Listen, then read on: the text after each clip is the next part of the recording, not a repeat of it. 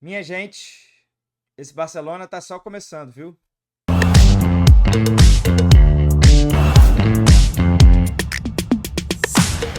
Fala, rapaziada, mais um vídeo no canal do Canedo. Como vocês estão? Hoje a gente vai bater um papo sobre Barcelona. Saíram notícias importantes aí sobre renovação e eu já tava para fazer um vídeo meio que arredondando a temporada e uma projeção de futuro, e ela é bastante animadora para o torcedor do Barcelona. Não é o único torcedor que está por aí esperançoso, empolgado, né? Vem uma renovação no Real Madrid com o Xabi Alonso. Poxa, temos Inter e PSG na final da Champions, um Liverpool que pode chegar ainda mais forte no próximo ano, um Manchester City que vai buscar uma renovação dentro do seu elenco, mas o Barcelona se posicionou como uma das principais forças da Europa, né? E a gente vai conversar sobre isso, sobre o que essa temporada 24-25 representou, que teve título de Supercopa sobre o Real Madrid, que teve título de Copa do Rei sobre o Real Madrid e que teve título de Campeonato Espanhol, La Liga, também sobre o Real Madrid, né? Porque foram duas vitórias muito emblemáticas, muito importantes. Uma temporada que o Barça bateu no seu rival sem dó nem piedade e que ficou a um escorregão, a um pequeno detalhe de uma final de Liga dos Campeões, e sabe-se lá o que iria acontecer se o Barça tivesse ido para a decisão, mas acho que a sensação, né, é lógico, o torcedor sente muito uma eliminação, poxa, dói, né? Ainda mais quando vem com aquela sensação de quase. Mas imediatamente o torcedor deve ter parado para pensar, olhado para o time, para o elenco, né, para o treinador e falou: a gente está construindo algo aqui, não é o fim de um ciclo.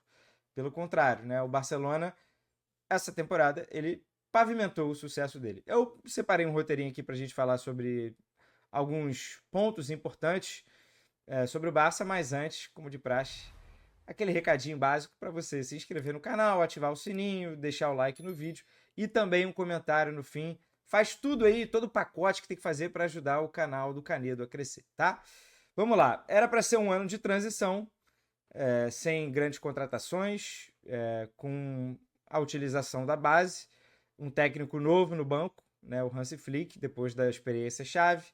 E o que aconteceu foi exatamente o oposto. Em vez de um ano de transição, virou um ponto de partida. O Barça que ganhou todos esses títulos que eu já citei e voltou a assustar a Europa, voltou, né, a deixar sua marca importante, principalmente na Liga dos Campeões e também nos jogos grandes contra o Real Madrid. E é, de fato, né, essa sensação que está só começando, é o ponto de partida.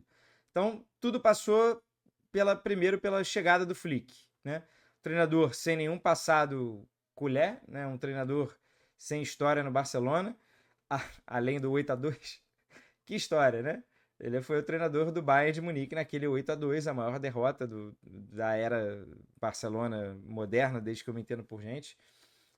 Mas o Flick chegou respeitando a história do clube, e com uma imposição ali de reformar um pouco o presente, recuperar seriedade, modernizar talvez proposta de jogo, e foi algo bem radical, né?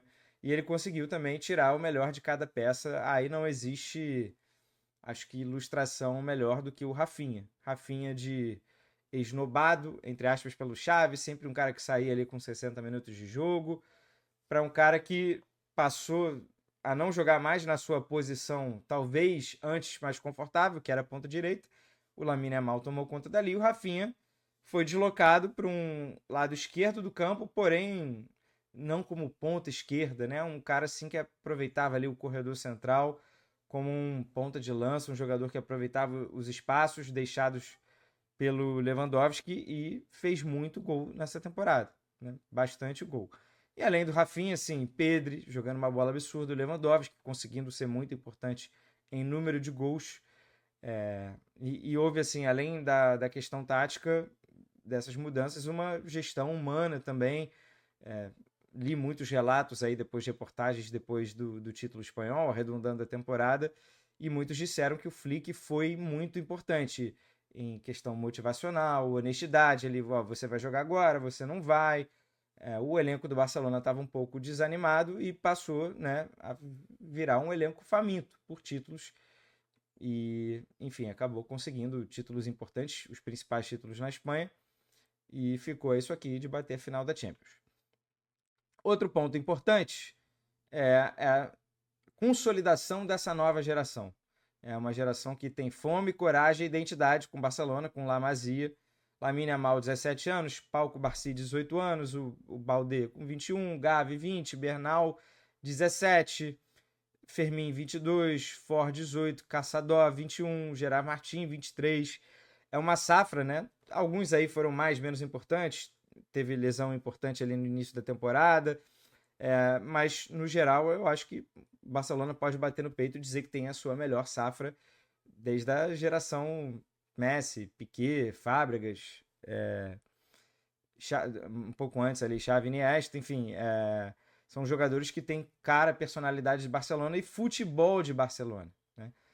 Não boto nem na conta aí o Pedri, porque o Pedri não é La Masia, ele era Las Palmas, foi contratado com idade de base ainda, o Barcelona identificou ali um super talento. Hoje ele tem 22 anos, tem a idade de muitos desses, mas não é exatamente La Masia. Mas ele é outro, né? O Pedro talvez seja a bandeira, assim, jogadores que não sentem a pressão. São moleques, mas já fizeram jogos grandiosos, assim, jogos de peso pesado. Clássicos, mata-mata de Champions League, finais. Então, muitos desses mais do que jogaram, né? Até decidiram, né? Exemplo do Pedro, do Lamine Yamal. E houve uma conexão, acho que o Barcelona conseguiu, através desses jovens, muito principalmente o DNA do clube, recuperar a conexão com a torcida. E passaram essa sensação de, olha, fique aí para nos acompanhar, pegue uma pipoquinha, senta aí que vai valer a pena essa jornada. Não sei onde vai terminar, quando vai terminar, mas tudo leva a crer que vai valer a pena. Alguns pilares de futebol jogado, né? E que decidiram. Rafinha. Rafinha foi quase vendido, né? Já falei aqui rapidamente sobre ele, mas a situação dele era quase vendido, muito em baixa com chave, e virou um protagonista. Virou o dono da temporada, 34 gols, 25 assistências, assim, números assombrosos para uma temporada de 56 jogos. Ele virou capitão, referência, tática, emocional e deve muito, logicamente, ao Flick. O Lewandowski, que conseguiu também fazer 40 gols numa temporada, né? O Lewandowski já tem uma idade avançada, ele é um pouco mais velho do que eu, se eu não estou enganado, né? É um pouco mais novo. 36 anos tem o Lewandowski, mas foi um líder também silencioso, assim, dentro de campo, ajudou muito ao Yamal e, sobretudo, o Rafinha, para que os dois também pudessem crescer o seu futebol e ajudou com números também, né? E o Pedro, assim, Pedro dispensa apresentações, o melhor meio-campista da temporada, e jogou muita bola e conseguiu jogar, teve longevidade, né? Há alguns anos ele estava cansado e recuperou a sua melhor versão, né? Termômetro do time, um cara muito inteligente, controle, intensidade, passador, apareceu ali na frente para chutar, fazer gol. O lance da final da Copa América é bem emblemático, né? Ele recupera a bola, lança pro Yamal e aproveita o buraco ali e já chega e faz um golaço. Enfim, diria que foram 3 nomes assim de pouquinho mais experiência, muito importantes a esse Barcelona. Experiência no caso do Pedri não é nem pela idade, né? Olha o que ele já fez, né? Desde 2020. Né? Já são muitos e muitos anos jogando aí. Profundidade de elenco. O Barcelona teve um pouco mais, teve mais nomes com que contar. Ferran Torres, goste você ou não do futebol dele, eu não sou muito fã, ajudou bastante, ajudou muito. Né? É um cara que virou reserva ali das 3 posições do ataque. Eric Garcia, uma temporada de recuperação dele.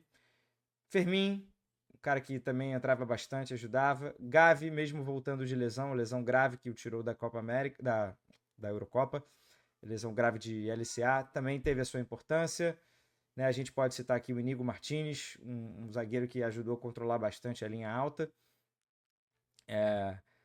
Mais jogadores importantes. Chesney saiu da aposentadoria. Gerard Martin, Dani Olmo, né? Todos contribuíram de forma decisiva em alguns momentos da temporada.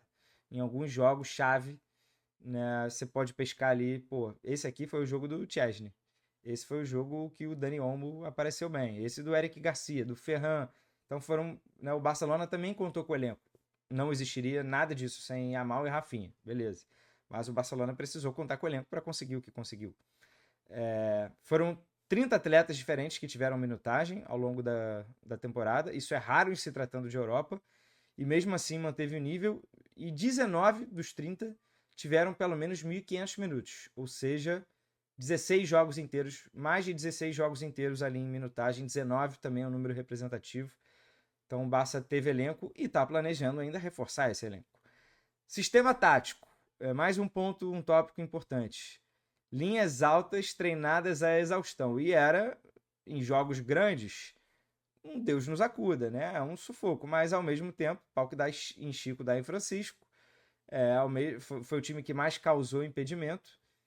Era o time que também levava gols, às vezes por um desajuste, uma desatenção ali na linha alta.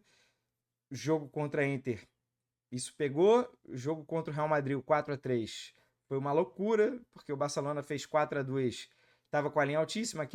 Aquele jogo do Atlético de Madrid na Copa do Rei também, que estava 2-0, virou para 4-2 e dá um mole e leva um empate. Mas assim, o time só sabe jogar assim, ou ele sabe melhor jogar assim. Poxa, num mata-mata de Champions, eu entendo. Cara, fura a bola, não vai para frente. Bota todo mundo no bloco lá abaixo. Dá o jeito. Né? Os minutos finais ali, você levou o gol da Inter. Mas, ao mesmo tempo, é essa pressão alta a todo momento que implica em o Barcelona conseguir produzir tanta roubada de bola no campo de ataque e produzir muito gol. Né? Um ataque absurdo do Barcelona nessa temporada. Deveria ter isso aqui já separado, mas o Barcelona, em 59 jogos, tem 171 gols. É uma média de quase 3 gols por jogo, 2,9. 2,9 gols por jogo que esse time faz. Isso é absurdo. E é muito por conta da pressão altíssima e exercida pelo Rafinha, pelo Lamine, pelo Lewandowski, pelos meio-campistas. E tudo graças ao Flick. Né? O Flick, que é o maluco aí que fez o time comprar a ideia. Um outro dado também interessante é que o Barcelona conseguiu 9 viradas na temporada, incluindo aí finais contra o Real Madrid, jogo de ida contra o Benfica, aquele jogo do Benfica na 5-4, né? A mentalidade do Barcelona mudou bastante aí ao longo da temporada e pode ter certeza que Hansi Flick tem uma parcela importante aí. Para falar da Champions, o Barça fez uma Champions memorável, foi uma Champions marcante, começando lá pela campanha na fase da Liga, pelo mata-mata e pela semifinal contra a Inter. Eu acho que foi a maior semifinal que eu já assisti de Champions League, somando os jogos de ida e volta, foi uma coisa de louco. E doeu, a eliminação doeu em quem torceu, mas reforçou essa ideia de que o Barça voltou em nível de competitividade, em ser respeitado, na afirmação do Lamine Yamal, que eu acho que ele já tinha aparecido para o mundo, mas a semifinal da Champions foi o jogo que, meu irmão, o que esse moleque tá fazendo? Né? Então o Nigo Martínez até soltou uma declaração depois da eliminação, onde alguns viram o fim, nós vimos o começo da retomada. Enfim, essa semifinal acho que deixa esse recado. Poxa, volto aqui a repetir, o Barcelona poderia ter botado o regulamento ali debaixo do braço, fez ali, conseguiu a virada ali, o 3-2, uma virada fantástica, teria sido mais uma virada incrível, né? Mas o Acerbi foi para a área e o Barça foi pego num contra-ataque. Coisas do futebol, né? Prós e contras de se jogar dessa maneira, mas o Barça foi eliminado e eu tenho certeza que no ano que vem eles vão ter aprendido bem essa lição. Não vão dar esse mole e o Barça vai chegar fortíssimo para a próxima Champions.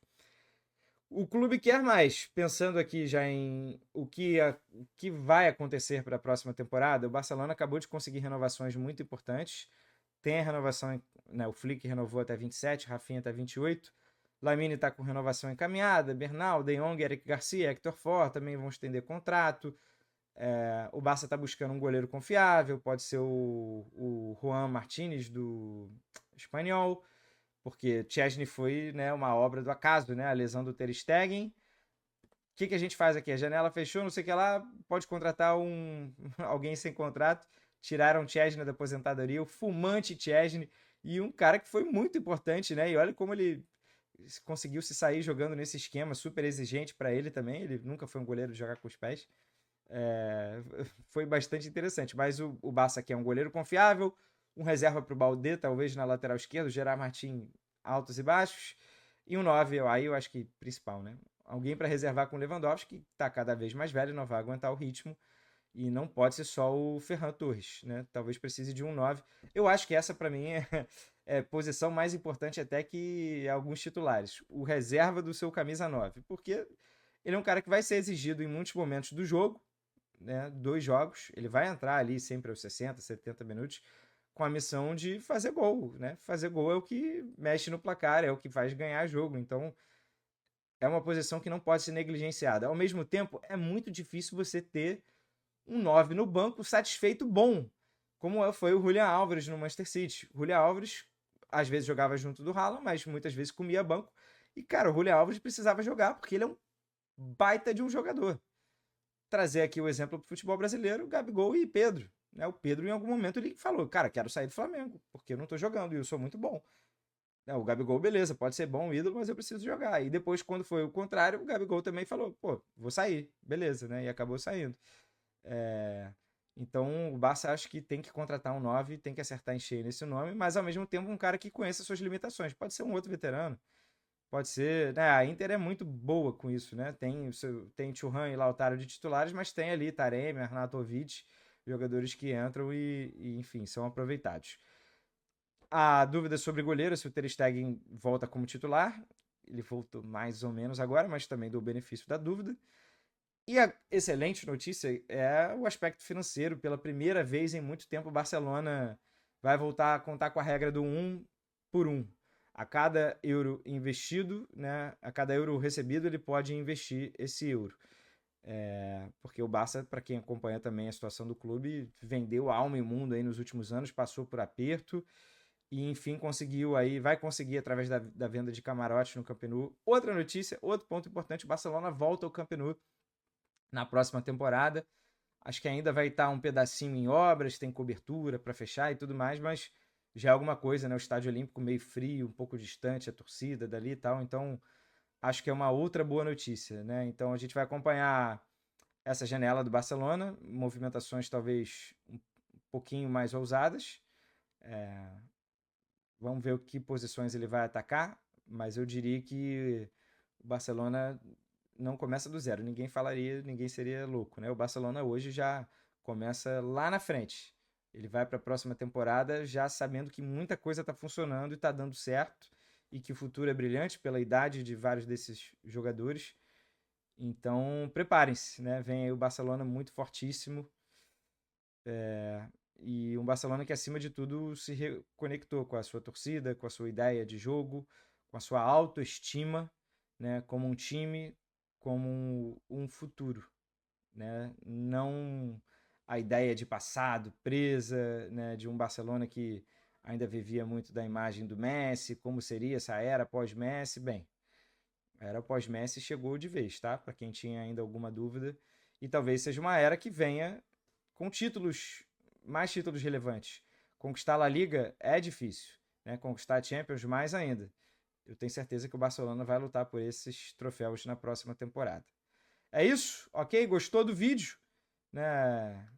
Não é que assim o Barcelona já esteja num nível de perfeição ou próximo da perfeição, nada, mas você percebe que a molecada ali é diferente. O que está sendo feito no clube é diferente. E tem muito espírito, tem muito futebol, tem técnica, né? Tem de fato sim uma reconexão com o torcedor. E eu tenho certeza que muito torcedor do Barcelona, viúvo do Messi, que mudou de time e tal, pode também ter essa oportunidade de voltar a assistir ao time jogar. E ser feliz, sobretudo. Valeu? Gostou do vídeo? Deixa o like aí, se inscreva no canal, ativa o sininho. E o seu comentário que você espera do Barcelona. Você concorda que esse Barça chegou para ficar? É o time do futuro? Vem aí uma nova era? Diz aí, tá? Tamo junto, aquele abraço. Tchau, tchau.